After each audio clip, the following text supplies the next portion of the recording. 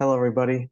My name is Leo, and today I'll be going over my project for breast cancer thermographic image processing, feature extraction, and analysis. Going into my intro section, a little background on breast cancer. We know that breast cancer is the second most common cancer across the globe.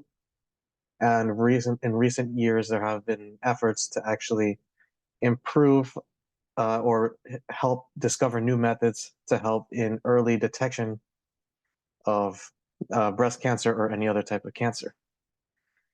One imaging modality that has come up recently was actually thermography, which can actually aid in early detection of breast cancer.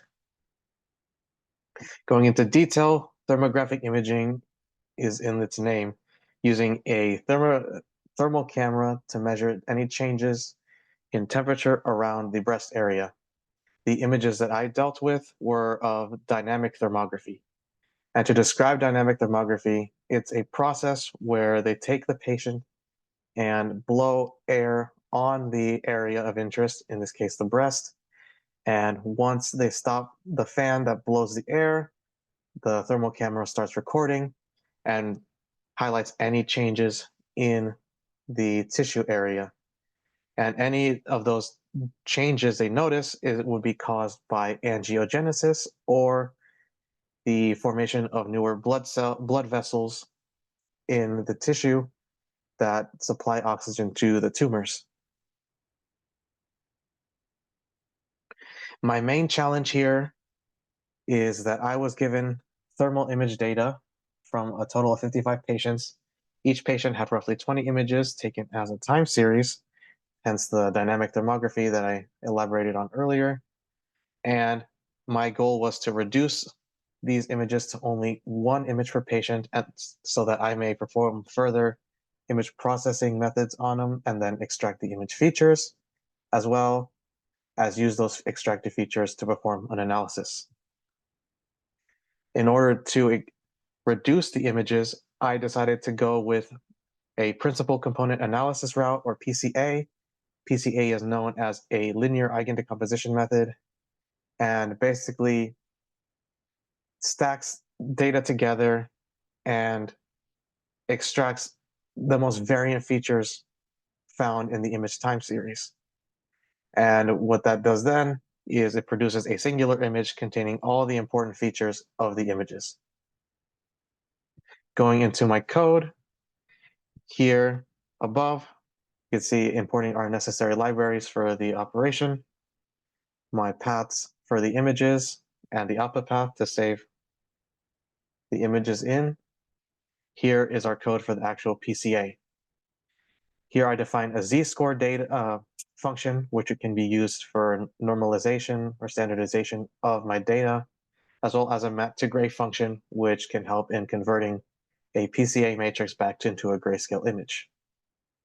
Down here is the code where it's a nested for loop where it first reads through the first folder, which contains all 55 patient subfolders, sets them as a path, and then goes in, and then in the second for loop, goes into each subfolder and reads all of the images and performs PCA. But before the PCA, I would have to flatten them using the i.flatten tool or operation. And then beforehand, I also defined a empty list called imstack where I would I will store the images into and then actually perform the stacking via np.vstack. After I fill out the list, I then use the standard scalar, or I could also use the define function above to perform a z-score of the data. And after I perform the z-score, I would then use PCA with a number of components 0.9, meaning that 90% of the actual variability will be taken into account PCA. And this bottom part of the code right here just shows where I reshape the PCA matrix and then actually save it onto disk with cv2.imwrite. Going back to the presentation, we can see the results of this. So here we see our input images from our dynamic thermography and our PCA reduced image. Obviously, it's not just those 6 images, but it will be actually 20 images in total from the whole set. After I got this reduced image, my next objective was to actually apply some image processing tools and methods to make sure the features that were extracted are the best. So my 2 choices were applying a low-pass Gaussian filter to smoothen out the images, reduce any pronounced sharp edges in the image, and then add a threshold with a threshold size of 100 so that it highlights any intensities found in the image. And then I would save these images to disk into a separate folder. Going at our results, we could see our input image of the PCA and then our processed images on the right side. The importance actually that I thought would be important for this was that the threshold, due to the nature of thermal images being white hot, and I believed that the thresholding should actually highlight those white hot parts of the image and that they should be focused on. Next, after receiving those now processed images into the separate folder, I wanted to extract the features from the images. And my main steps were, 1, I have to create a radiomics/thermomics dataset, thermomics being a version of radiomics dealing with thermal imaging. And the dataset had to be generated with defined functions in the code, such as first-order statistics, Gabor, thermal co-occurrence, etc. And we could see on the right an example of one of the equations for the functions, for example, the Gabor filter equation. And then each row in the dataset would correspond to a patient, and each column would represent an extracted feature. So basically 55 patients would be 55 rows, and 300 columns for the 300 features. Going back quickly to the code, scrolling down, we can see here the defined radiomics functions, first order statistics, thermal co-occurrence, Gabor, wavelet, and log. Here's the Gabor filter, and then extracting the log and the WL. All done, defined into a one radiomics function that extracts all 300 features from the images. Moving on, after receiving this data set, I wanted to perform predictions on these features. So I would plan to use simple classification models for this. Random forest and naive Bayes were the ones that I used. And since it was a number of features, I might wanted to do a dimensionality reduction. And that dimensionality reduction would have been done using spectral clustering as a main method of reducing my feature dimensionality. But in order to find the optimal amount of clusters, I decided to also use an elbow method in the feature dataset. Going to the code, here we see the creation of the radiomics dataset. Here down here is the actual dataset that I made.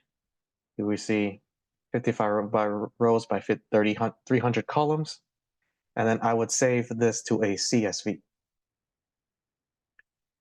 Then using our radiomics dataset for classification, I imported k-means and spectral clustering for the dimensionality reduction. Here I retrieved my data set that I found or that I made. And here I also applied a diagnostics data set from a previous project that I did that dealt with similar data or the same data that I worked on. But since I noticed that the data I was given from the 55 patients was actually the last 55 patients of the whole 211 patient data set that I worked on before, I lined them up with the last 55 patients on the diagnostic data set. And we can see here, the diagnostic data set basically gives a diagnosis whether the patient has cancer or not, 0 meaning they're healthy, 1 meaning they're sick. Scrolling down further would be the actual code to get the elbow method graph done. Going back to my presentation, here we see the actual elbow graph that I implemented. And this elbow method was actually modeled with k-means clustering on a range of 2 to 30 on the x-axis. And it was found that my optimal number of clusters was at k equals 6, or where the black dashed line is. I then performed spectral clustering for the dimensionality reduction of the dataset. I imported the spectral clustering from sklearn.manifold, and then in the spectral embedding, I specified my number of components as 6, as we defined in the previous slide from the actual graph. And so then this reduced the dataset to only 6 columns instead of the 300. I then implemented my reduced dataset to the classifiers, the random forest and naive Bayes. And then, as I mentioned before, I used that clustered dataset paired with the corresponding diagnosis dataset in order to get a prediction going.